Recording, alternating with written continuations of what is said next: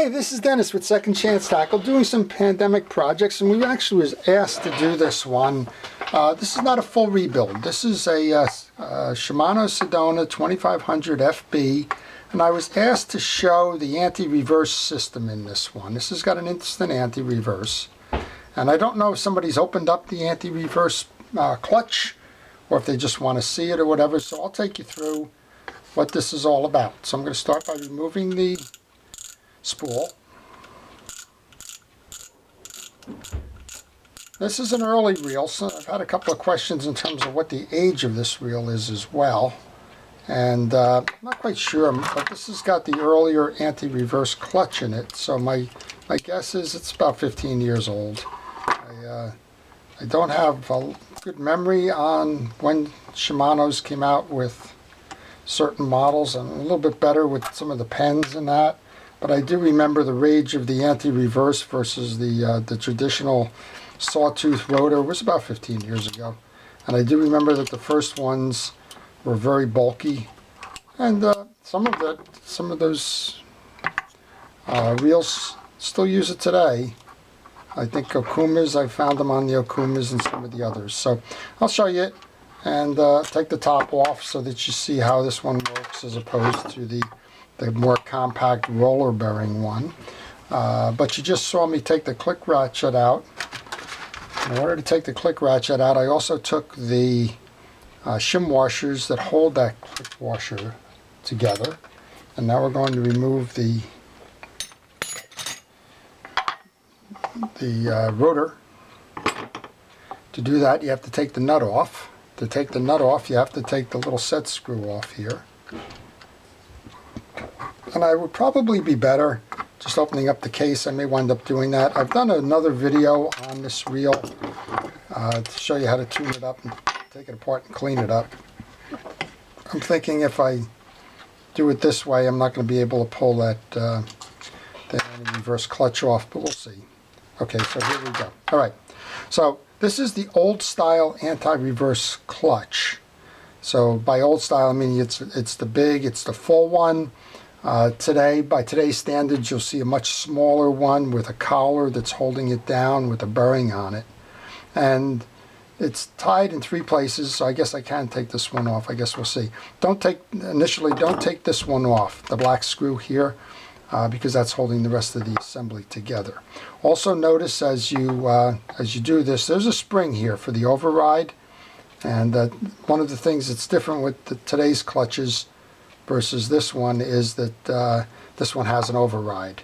And I think that that's what they tried to do when they initially went in and did this, was to build this thing as close to the traditional kind of setups. And then most of them realized they're one-way clutches, they can be compact and didn't need, most people don't fish the override anyway, so they kind of let it go.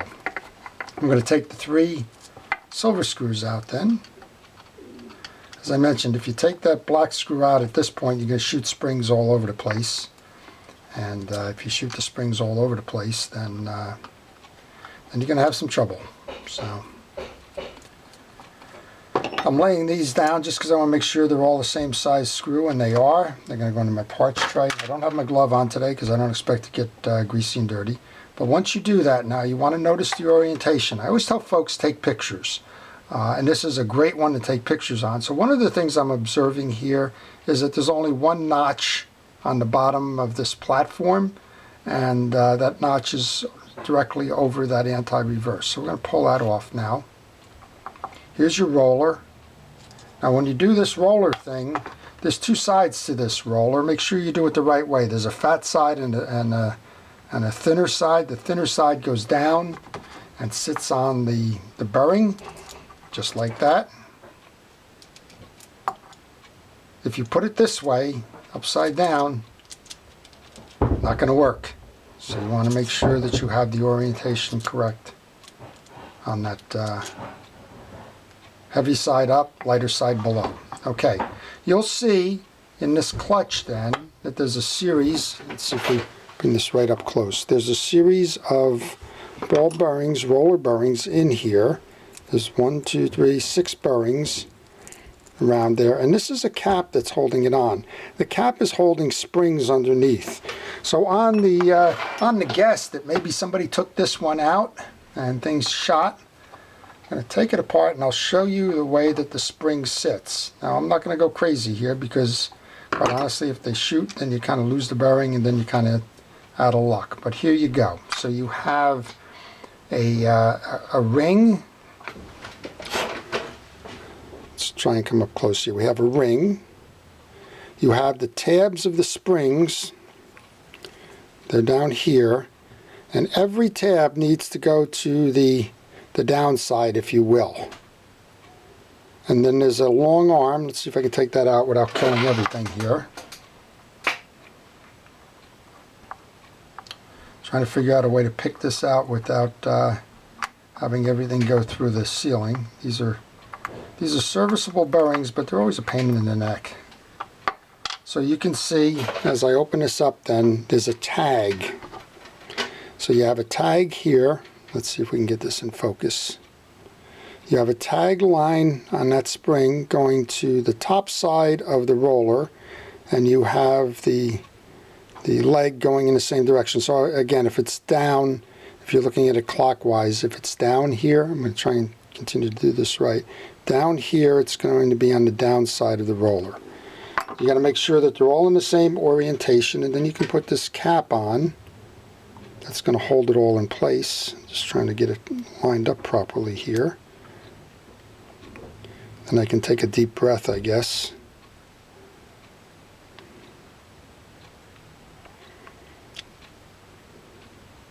Yeah, this ring only fits a certain way because of that anti-reverse. There you go. I've lost my first bearing. All right.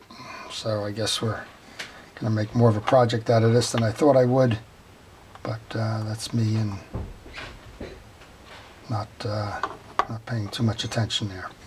Okay. So once again, the tag line belongs below the bearing. They all sit in these little shelves here. And now you got to figure out which one's got the...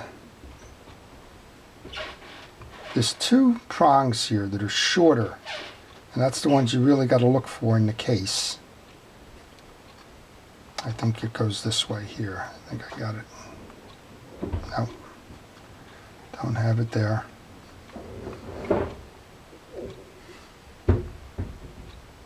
Nope.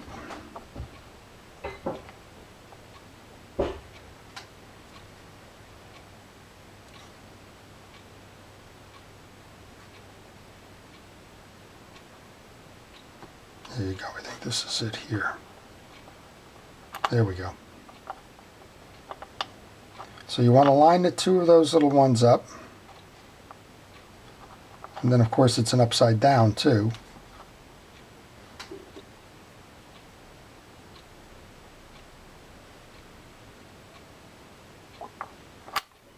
Ta-da! So there you go. Boy, that took a while, didn't it? So what I do for people that ask questions, huh? So the tag end is below. The tag end sits going down on this side. Whoops, I'm on the wrong side again, aren't I? Pointing down here underneath the bearing here on all of those springs. All right, and once you do that, you got to find the hole where they line up.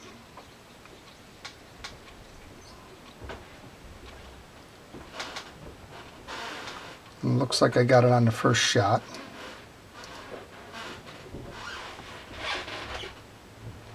And then as you're pushing these in, you may find that it doesn't snap in. That's because you've got a little spring that's not set properly. So you'll have to use your pick or whatever to push that in. Okay, now look for your three holes underneath here. Here's 1 and 2.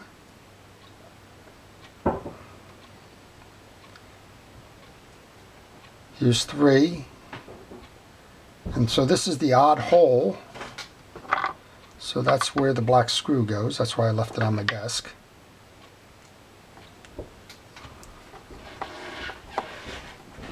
put that one in, and then you can take a breath. Not in yet.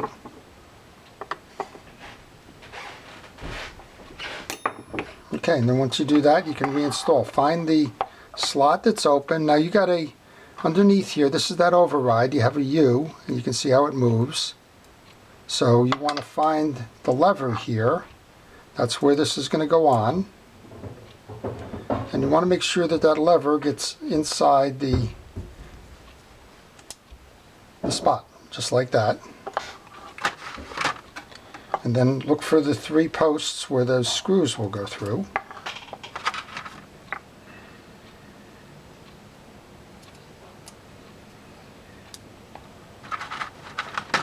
Tighten those up.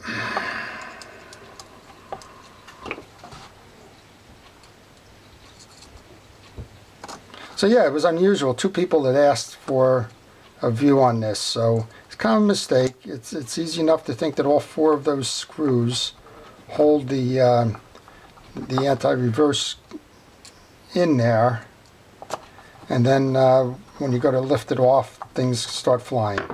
So just gave it a little manual test. We're in good condition, so let's go put the rotor back on.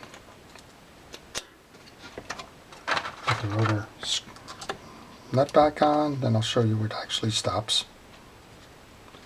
And it'll be mission accomplished for the folks that were asking that question.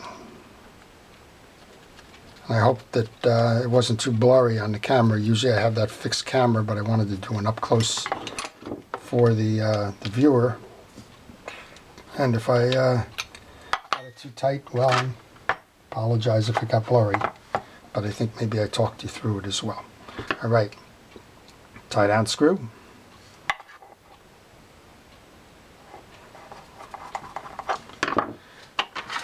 Click ratchet. Now the click ratchet's for the little spring lever underneath here. That's going to tell you that your drag washer is going out. It'll make a little noise. Say that line's going out. You're fighting a fish. And we have these 2 little washers. Those are shim washers. They hold the click ratchet on, but they also have the ability to raise and lower your spool. So sometimes you'll get a new reel and you'll see that there's several of these. The factory sets it to 1 or 2, and then if you find that you have the line bunching up top, then you need to add another one of those little adjusters, the shims. And if you find it's bunching below, then you want to remove one. Okay, put that back. And give it a spin. And hey, it's stopping. So I can take a deep breath. There you go. That's your instant anti-reverse. So I hope that's answered the viewers' questions. And I hope you've enjoyed that. And if you want to take that bearing apart, you usually don't need to, unless you've dunked it in the water and you've got salt and junk in there, or if it's not performing. Otherwise, you can leave that one alone, as I generally do when I do the maintenance. And that's probably why I didn't show it coming apart when I did the original video on the 2500 FB. I like the reel a lot. It's one of the ones that I personally fish. It's a great bayshore type of a reel, river reel, pier reel. It's got a lot of power for the platform size, and if you find the opportunity to go purchase one of these, go ahead and do that. It's a nice reel, and like smooth, and generally a beautiful performer, and a 4-ball bearing structure. And it's, as I mentioned, it's one of the early ones that came out with that instant anti-reverse, as opposed to the traditional tooth ratchet kind of a thing. So with that, please stay safe, stay in. Listen to the folks that are telling us how to get through this pandemic. We will, and we'll be out fishing soon enough. So this is Dennis with Second Chance Tackle. Thank you for watching.